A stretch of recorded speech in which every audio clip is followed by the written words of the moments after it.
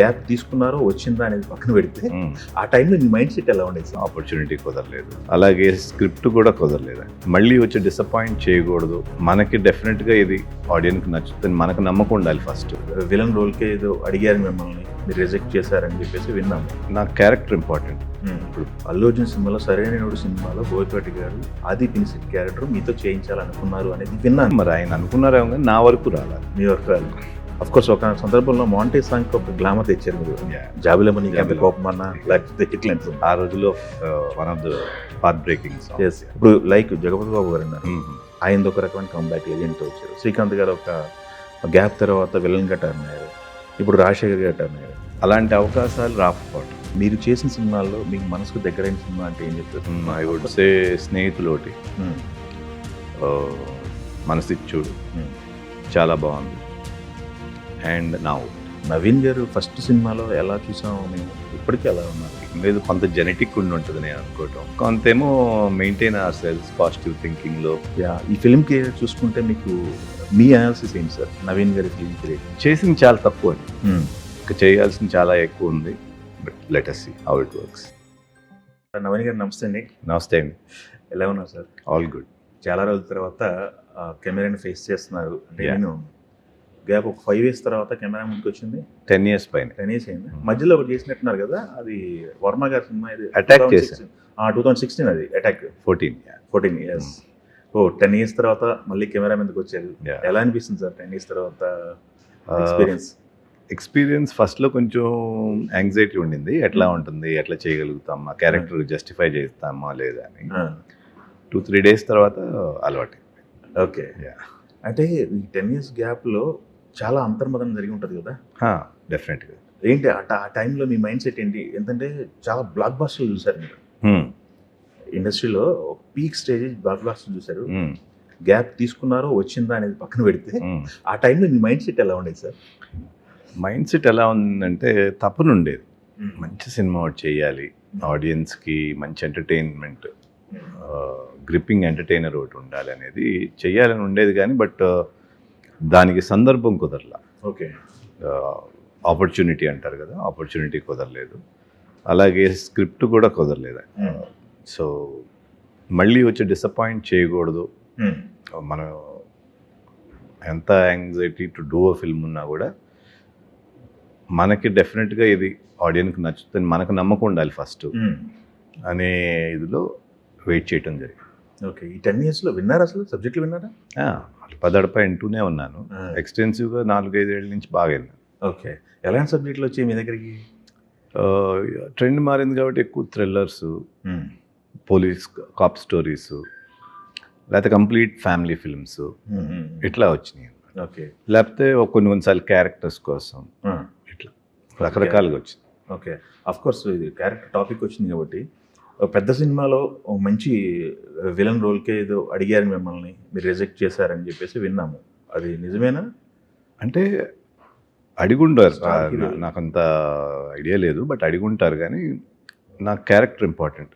ఇప్పుడు మళ్ళీ ఇంకో సినిమా ఆపింది ఎందుకు?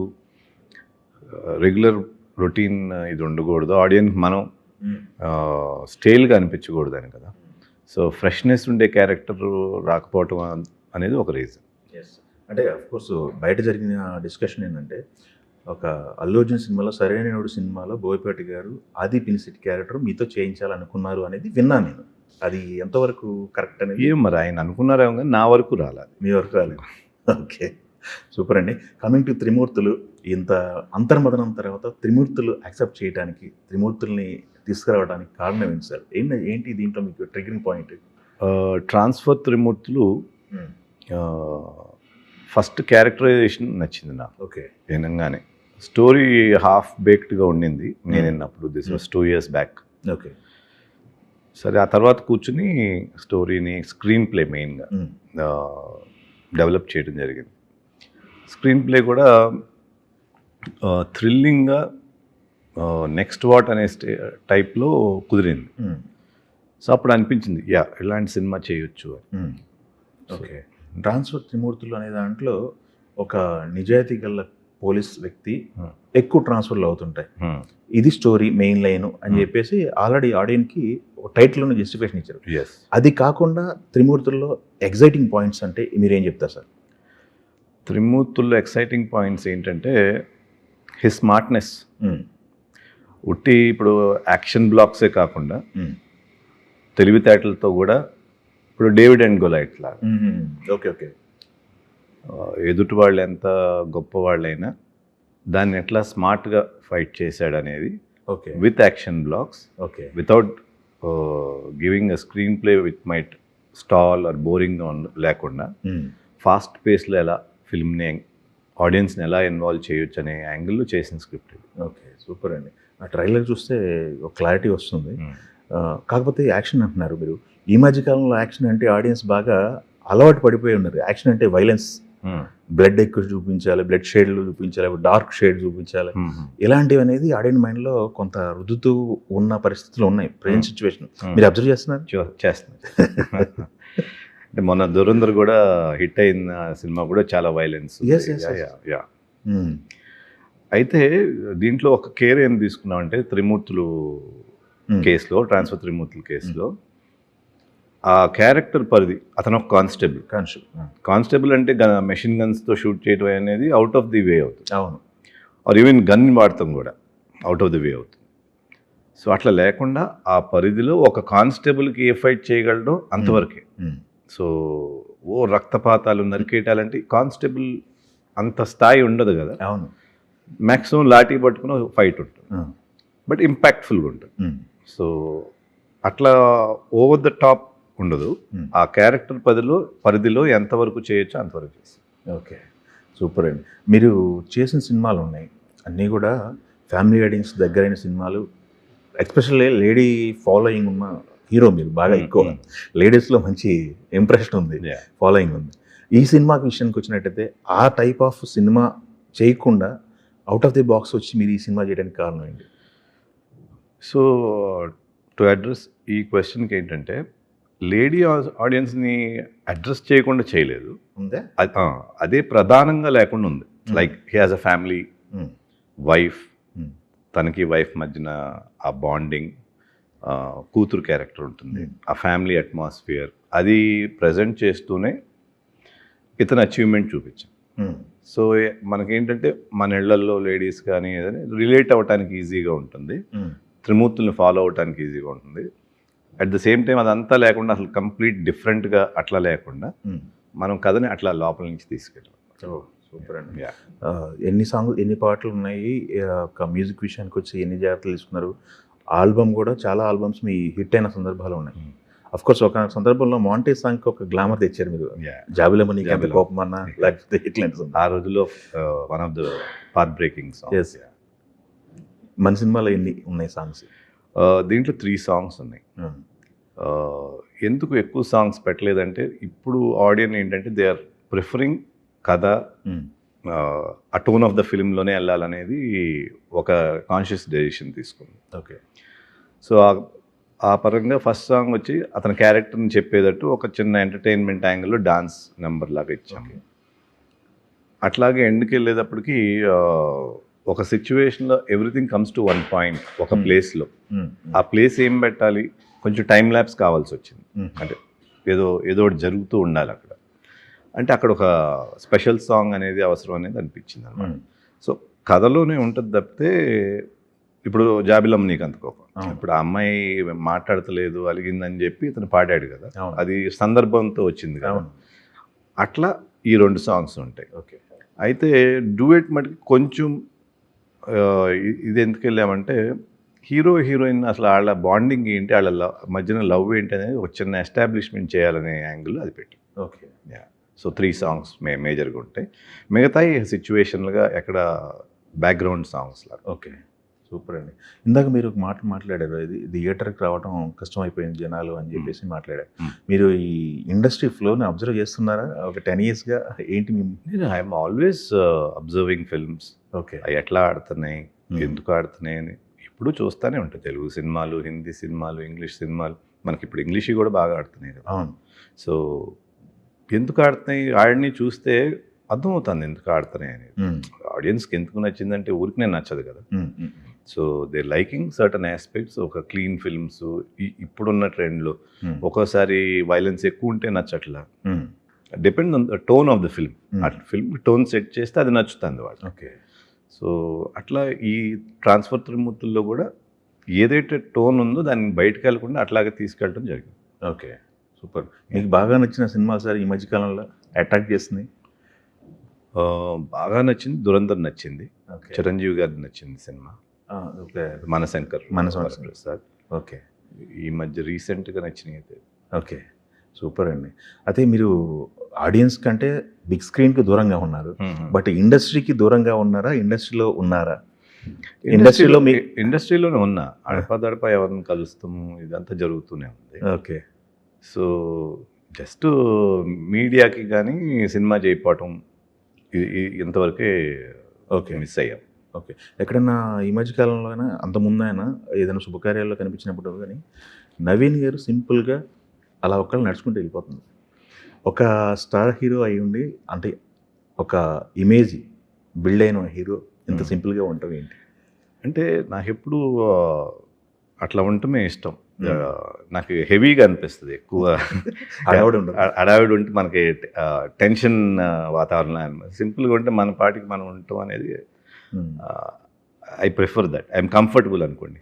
ఓకే. అట్లా కొంతమంది కరోనా టైంలో మారాము, కరోనా వచ్చిన తర్వాత అందరి జీవితాలు మారిపోయినాయి, అందరి మైండ్ సెట్లు మారిపోయినాయి అన్నారు. మీ మైండ్ సెట్ ఎలా ఉండేది సార్ ఆ సిచ్యువేషన్? ఇన్ రిగార్డ్స్ టు దేని గురించి? కొంత గ్యాప్ వచ్చింది, అందరి జీవితాల్లో కొంత గ్యాప్ వచ్చింది కరోనా అనేది. కొంత గ్యాప్ అంటే వైరాగ్యం వచ్చింది. ఇంత సింపుల్గా కూడా అందరూ చనిపోవచ్చు కదా అని, life is not so serious అనేది కొంత రియలైజేషన్ కొంతమందికి వచ్చింది. అది కరెక్టే కూడా. స్పిరిచువల్గా అన్నారు, డివోషనల్గా నాకు గుడ్డే నవీన్ గారి మైండ్ సెట్ ఏంటి సార్? స్పిరిచువల్గా ఐ బిలీవ్ ఇన్ నమ్ముతారా? సంథింగ్ పవర్ ఆర్ కోయిన్సిడెన్స్ ఏదైనా అనుకోండి, సంథింగ్ ఈజ్ ఆల్వేస్ డ్రైవింగ్ అస్. అది నమ్ముతాను నేను. ఓకే. రిచువల్స్ అంత నమ్మనన్ను కానీ బట్ ఫాలో అవటం నాకేంటో అది కరెక్ట్ అనిపించింది. కొంతమంది ఫేట్ అంటారు, తలరాత అంటారు, లేకపోతే మనకి ఎలా రాసి పెట్టింది అంటారు. అది ఏ విధంగా తీసుకోవచ్చు. మనం ఫేట్ అంటే ఫేటు, ప్రాబబిలిటీ అంటే ప్రాబబిలిటీ. ప్రాబబిలిటీ అంటే తెలుసు కదా, సందర్భంగా అలా జరుగుతాయి. ఎందుకు జరుగుతాయి అంటే ఎవరికి తెలియదు. లేదు some power is there and acting అనుకుంటే అది okay, but everything is same, perspective different. Okay. So అట్లా అనిపిస్తుంది నాకు స్పిరిచువాలిటీ. ఓకే, సూపర్ అండి. అఫ్ కోర్స్ కొంత గ్యాప్ వచ్చిన తర్వాత కొంతమందిని కంబ్యాక్లు చూసాం చాలామంది. కాకపోతే వాళ్ళు డైరెక్ట్గా ఓన్ ఫిల్ము వాళ్ళ భుజస్కంధాలపైన మోసి ఆడియన్ని లాక్కరావటం కాకుండా కొన్ని సినిమాల్లో, పెద్ద సినిమాల్లో హీరో విలన్గానో లేకపోతే ప్యాడింగ్ లాగానో ఇట్లా చేస్తుంటారు. మీకు ఆలోచన ఎందుకు రాలేదు? మీ భుజాలపైనే మీ సినిమాని మీరు మోసుకోవాలని చెప్పేసి ఎందుకు వచ్చింది అనేది? ఇప్పుడు లైక్ జగపతి బాబు గారు ఉన్నారు, ఆయనది ఒక రకమైన కంబ్యాక్ లెజెండ్తో వచ్చారు. శ్రీకాంత్ గారు ఒక గ్యాప్ తర్వాత విలన్గా టర్న్ అయ్యారు. ఇప్పుడు రాజశేఖర్ గారు టర్న్ అయ్యారు. మీరు హీరోగా మళ్ళీ రీఎంట్రీ. దీనికి ఏంటంటే ఫస్ట్ అలాంటి అవకాశాలు రాకపోవటం. ఓకే. అంటే ఇప్పుడు ఈవెన్ యాజ్ అ క్యారెక్టర్ చేయాలన్నా దాంట్లో ఆ ఫైర్ కానీ ఆ పర్ఫార్మెన్స్ స్కోప్ లేకపోతే అది చేసి కూడా తేలిపోద్దుగా. చేయకుండా లేను, అటాక్లో చేశాను. అటాక్లో అదే అటాక్ ఒప్పుకున్న సందర్భం ఒప్పుకున్నా, బట్ అదేమీ రిజల్ట్ ఇవ్వలేదు కదా. అట్లానే కాకుండా వన్స్ అంత పర్ఫార్మెన్స్కి కానీ ఆ క్యారెక్టర్లో కానీ ఆ క్యారెక్టరైజేషన్ కానీ బాగోపోవటం అంటే ఇన్ ద సెన్స్ అది స్ట్రాంగ్గా లేకపోతే మనకి చేసేటప్పుడు కూడా we feel very dry. Okay. అట్లా డ్రైగా చేయటం ఎందుకు? నిజంగా మంచి క్యారెక్టర్ వస్తే why not. Okay. Potential character ఒకటి మీ దగ్గరికి వస్తే చేయడానికి రెడీ. ఏముందా? ఓకే, చూద్దాం అయితే ఇండస్ట్రీ ఎలా వాడుకుంటుంది మిమ్మల్ని అనేది.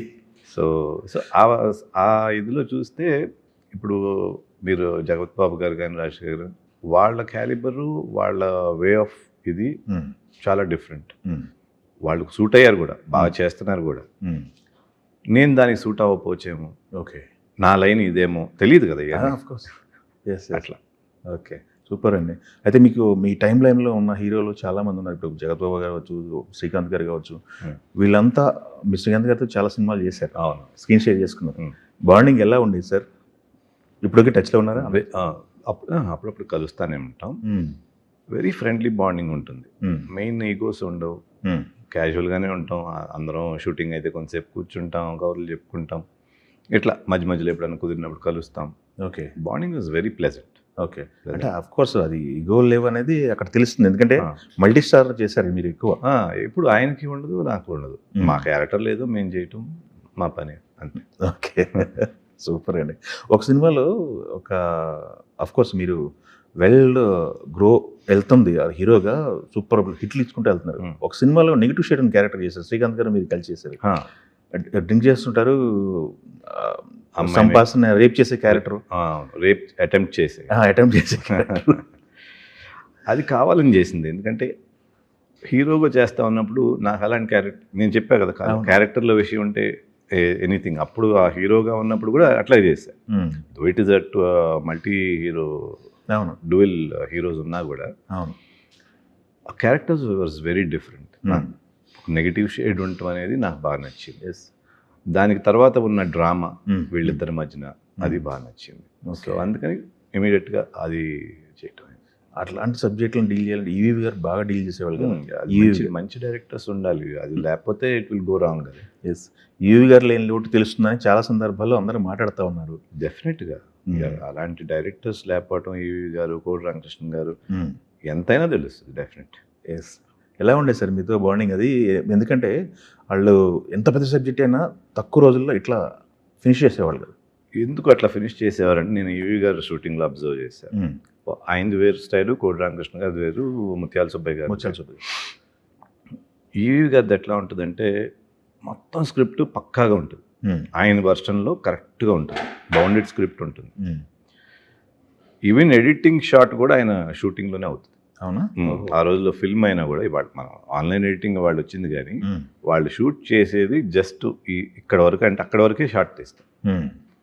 సో అంత క్లారిటీ, అంత ప్రొఫెషనలిజం, అంత మైండ్ సెట్ వాళ్ళకు ఉంది కాబట్టి అలా అంత ఫాస్ట్గా, క్లియర్గా, కరెక్ట్గా తీయదు.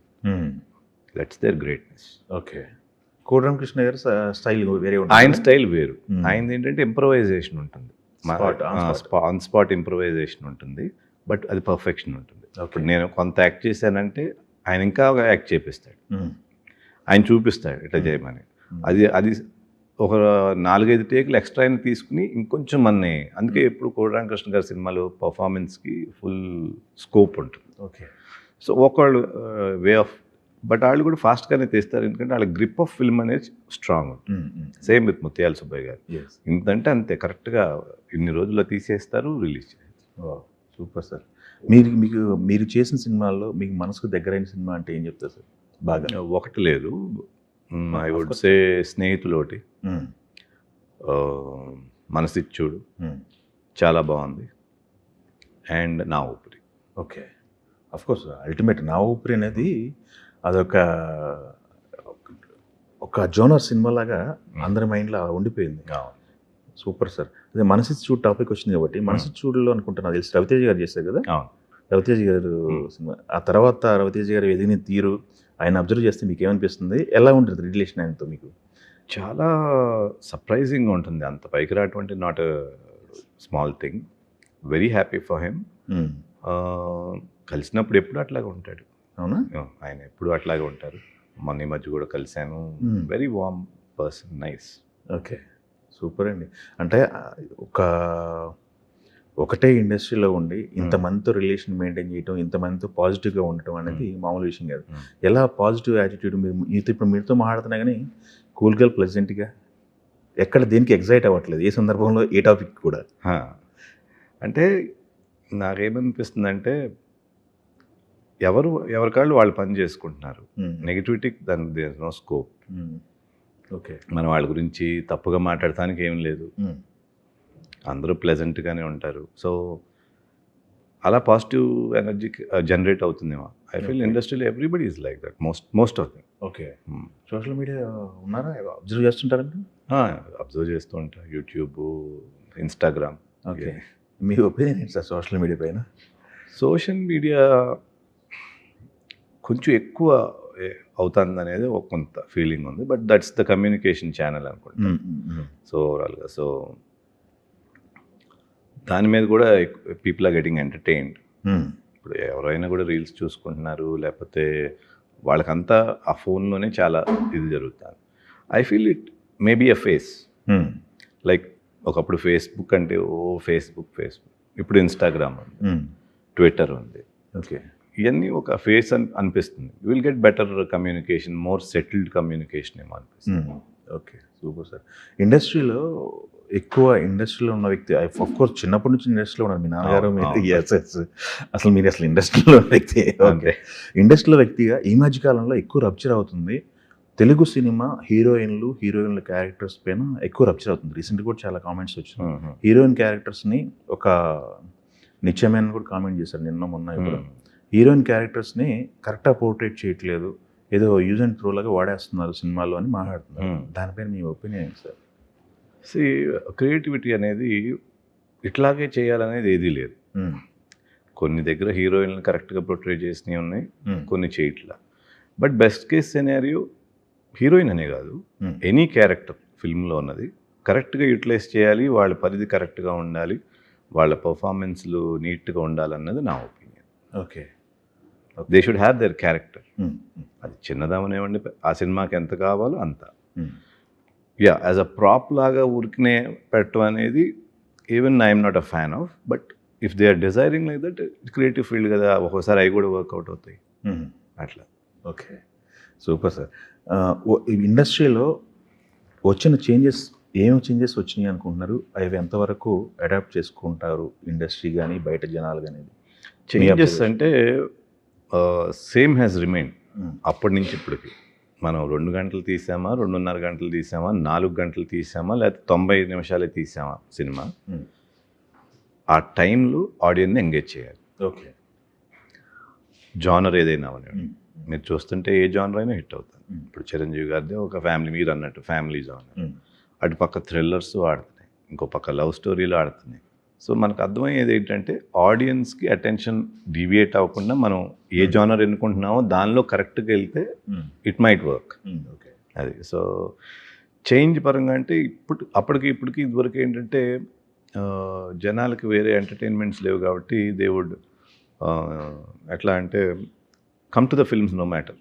కొంతన్నా బాగోపోతే అది ఎట్లయినా పోయేది. అది అప్పుడు అంతే, ఇప్పుడు అంతే. ఇప్పుడు వేరియస్ ఎంటర్టైన్మెంట్ వెన్యూస్ ఉన్నప్పుడు సో వాళ్ళకి ఏంటంటే cinema is just another, that's not the only. So వాళ్ళకి అప్పుడు ఏమవుతుంది, అండ్ ప్లస్ ఇంత ఓటీటీ ఎక్స్పోజరు, మలయాళం సినిమాలు, ఇంగ్లీష్ సినిమాలు, హిందీ సినిమాలు, వేరే భాషలు చూసిన తర్వాత their perspective of watching movie కొంచెం చేంజ్ అయ్యింది. ఓకే, ఇదివరకు చూస్తే కామెడీ ట్రాక్ ఉండేది. ఇప్పుడు మరి కామెడీ ట్రాక్ అంటే unless it is built in the film or ఆ జానర్, ఆ టోన్ ఉన్న ఫిల్మ్ అయితే తప్పితే ఒక థ్రిల్లర్ సీరియస్ ఫిల్మ్లో కామెడీ పెడతాను మనం ట్రై చేస్తే ఐ డోంట్ థింక్ అది చాలా స్మార్ట్గా పెట్టలేము, అది నాకు తెలీదు. బట్ అట్లాగే పాటలు సడన్గా ఇదివరకు డ్యూయెట్లు, మనకు 6 డ్యూయెట్లు 5 డ్యూయెట్లు ఉండేవి. జస్ట్ మనకు ఆ సాంగ్ కోసం లీడ్ వేసేవారు, సాంగ్ వచ్చేది. ఇప్పుడు అలాంటి కొంచెం ఆడియన్స్ మెచ్యూరిటీ ఆర్ వాళ్ళ స్పాన్ ఆఫ్ ఇది పెరగటం వలన కొంచెం స్టోరీ మీద మీరు ఏదైతే స్టోరీ చెప్తున్నారో దానిలో కరెక్ట్గా వెళ్ళాలనేది ఒక చేంజ్ వచ్చింది. మేకింగ్లో మీరు అబ్జర్వ్ చేసింది? మేకింగ్లో టెక్నాలజికల్గా బాగా ఇంప్రూవ్ అయింది. ఓకే, కంఫర్ట్ జోన్ బాగా పెరిగింది. Okay, so that is a good thing. Okay, making, publicity approach, జనాలను అప్రోచ్ అయ్యేది కూడా మొత్తం మారిపోయింది. Okay, super sir. అయితే ఇప్పుడు నవీన్ గారు ఫస్ట్ సినిమాలో ఎలా చూసామో మేము, ఇప్పటికీ ఎలా ఉన్నారు? ఏంటి సీక్రెట్ చెప్పచ్చు జనాలకి మీరు? ఏం లేదు, కొంత జెనెటిక్ ఉంటుంది నేను అనుకోవటం. ఓకే, కొంతేమో మెయింటైన్ అవర్ సెల్స్ పాజిటివ్ థింకింగ్లో. పాజిటివ్ అంటే అది మనకు ఉండాలండి, మనం అనుకుంటే పాజిటివ్ థింకింగ్ రాదు కదా. Okay, so all that is genetic. Okay, and health wise కొంచెం ఫుడ్ కరెక్ట్, కాన్షియస్ ఎక్కువ, కాన్షియస్ ఫుడ్, కాన్షియస్ అండ్ కొంచెం ఎక్సర్సైజ్, బ్యాలెన్స్డ్ లైఫ్. ఓకే, చేస్తారా మీరు? వెళ్తారా? జిమ్కి వెళ్ళిన సందర్భాలు ఉన్నాయి ఎక్సర్సైజ్లో కనుక? అన్ని ఈ మధ్య కొంచెం వెళ్ళలేదు, ఎక్కువ వాకింగ్ మీద చేస్తాను, బట్ జిమ్కి వెళ్తాను. ఓకే, డైట్ అంటే ఇంకా ఇక మీ ఇష్టం అది. డైట్ మన ఫుడ్డే అని తక్కువ తింటాం. ఓకే. మన తెలుగులో మనం ఏమేమి తింటామో ఓకే. అంతే. Party cultures. అది కూడా అప్పుడప్పుడు ఫ్రెండ్స్తో. Okay. But only close circles, హ్యాపీగా అట్లా అన్నీ చేస్తూ బ్యాలెన్స్డ్గా ఇలా మెయింటైన్ చేయటం అంటే మీరు అన్నట్టు ఏదో ఉంది. Okay, super sir.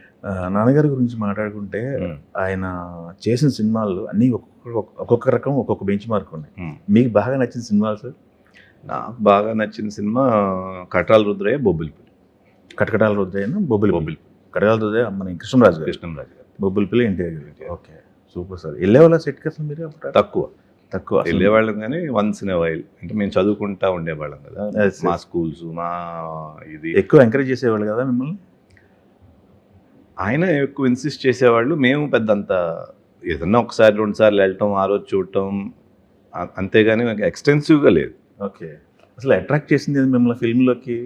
అది ఇన్బిల్ట్గానే అంటే ఉంది. సో చాలా ప్యాషన్ ఉంది. సో అది చేయాలి అనేది అట్లా వచ్చింది. ఓకే. ఈ ఫిలిం కెరియర్ మీ మీ ఈ ఫిలిం కెరీర్ దాదాపు 25 years, 30 years film career. Yeah, ఈ ఫిలిం కెరియర్ చూసుకుంటే మీకు మీ అనాలిసిస్ ఏంటి సార్ నవీన్ గారి ఫిలిం కెరియర్? ఫిల్మ్ కెరియర్ అంటే చేసింది చాలా తక్కువ అని, ఇంకా చేయాల్సింది చాలా ఎక్కువ ఉంది. But let us see how it works. Yes. ఎలా మౌల్డ్ చేసుకోవాలని మీ బ్రెయిన్లో ఆలోచనలు ఏంటి? ఎలా వెళ్ళాలని మీరు ఇక మీదట కెరియర్? మంచి సినిమాలు చేయాలని, స్టోరీస్ కానీ స్క్రీన్ ప్లే కానీ ఆడియన్స్కి సర్ప్రైజ్ ఎలిమెంట్ ఉండాలని ఉంది.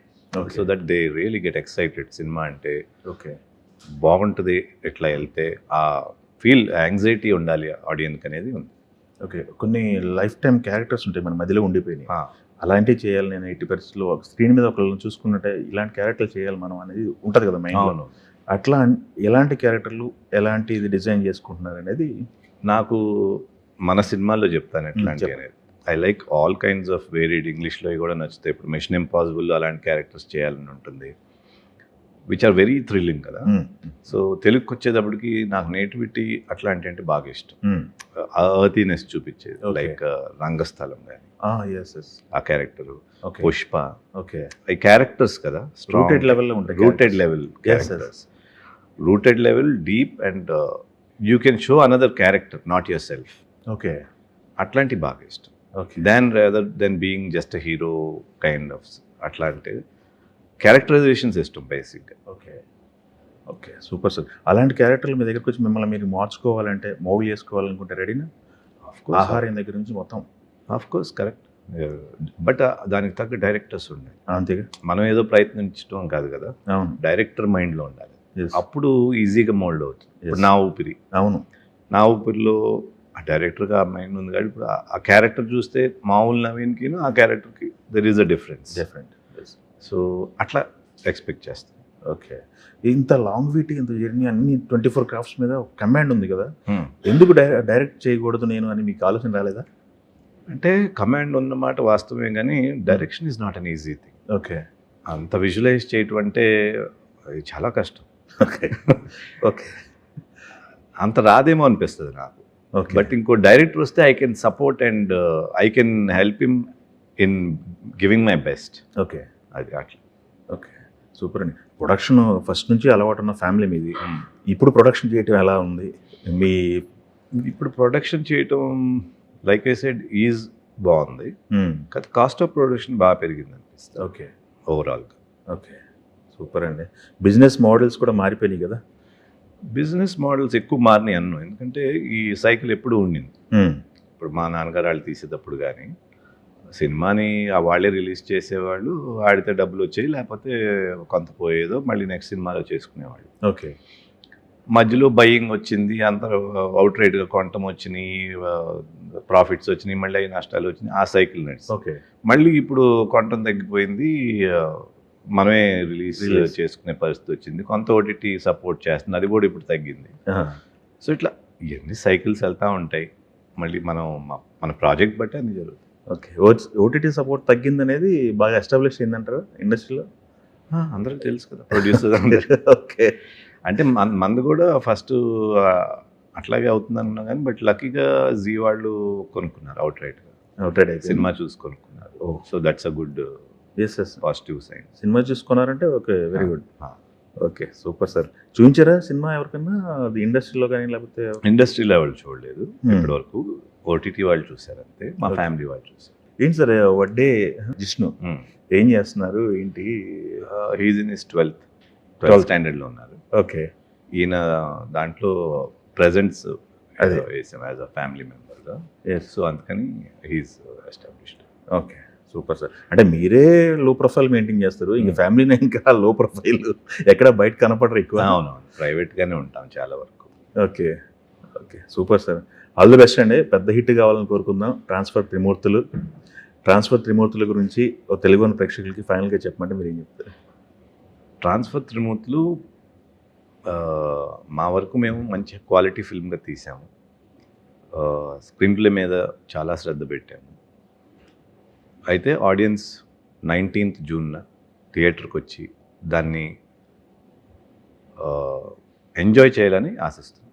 ఓకే, ఇక ఫైనల్ క్వశ్చన్ సార్. ఇప్పుడు ఇండస్ట్రీలో ఉన్నటువంటి స్టార్స్ కావచ్చు, హీరోస్ కావచ్చు, ఒక సినిమా కోసం ఎలాంటి తాపత్రయం పడుతుంది అనేది ఒక ఎగ్జాంపుల్స్ కనపడుతున్నాయి. వాటి గురించి మీ ఒపీనియన్ ఏంటి? ఇప్పుడు లైక్ ఎన్టీఆర్ గారు ఉన్నారు, మొత్తం మార్చేసుకున్నారు తను. రామ్ చరణ్ గారు ఉన్నారు పెద్ద కోసం, వాళ్ళు పడుతున్న కష్టం. ఇవన్నీ దగ్గర నుంచి చూస్తున్నారు కానీ మీకు అనిపిస్తున్నది ఏంటి ఇప్పుడున్న కుర్రవాళ్ళకి, యూత్గా చాలామంది అది చెయ్యాలి, అది దట్ ఈస్ రిక్వైర్డ్. బికాస్ ఎంత కాంపిటీషన్లో ఎంత క్వాలిటీ స్టాండర్డ్స్ ఉన్నప్పుడు, లైక్ ఐ సెడ్, వరల్డ్ సినిమానే చూస్తున్నప్పుడు అందరితో కంపేర్ చేసుకుంటే మనం ఎట్టబడితే అట్లా ఉంటే కుదరదు కదా. సో మనం ఈ యాక్టింగ్ పరంగా అవని, లుక్ పరంగా అవనివ్వండి, డైలాగ్ డెలివరీ అవనివ్వండి, మనం మార్చుకునే విధానం కానీ every effort should be put. దాంట్లో ఎవరైనా సరే, నేనైనా చేయాలి, చిన్న ఆర్టిస్ట్ అయినా చేయాలి, పెద్ద ఆర్టిస్ట్ అయినా చేయాలి. ఓకే, అది చేయటం is a healthy thing. If they are doing that is very good, that's why they are successful. Okay, ఇందాక మీరు 2 సినిమాల గురించి పర్టికులర్గా మాట్లాడారు, రంగస్థలం అని పుష్ప గురించి. వాటిల్లో బాగా ఎక్కువ నచ్చింది ఏంటి సార్ మీకు? క్యారెక్టరైజేషన్, అంతేనా? Okay, rootedness. Okay okay, super sir. Thank you అండి. All the very best. Thank you so much. Telugu